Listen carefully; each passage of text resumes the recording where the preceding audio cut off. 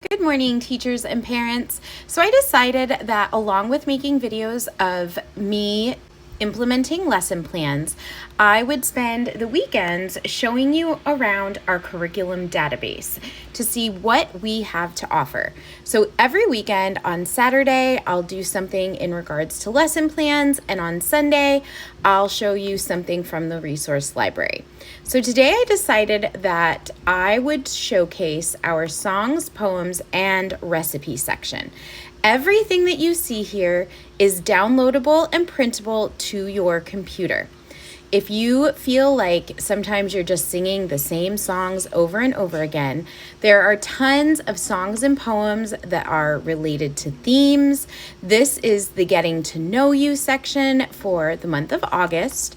We have Happy Faces sung to the tune of Jingle Bells, Head, Shoulders, Knees, and Toes, and then a list of old favorites and poems as well.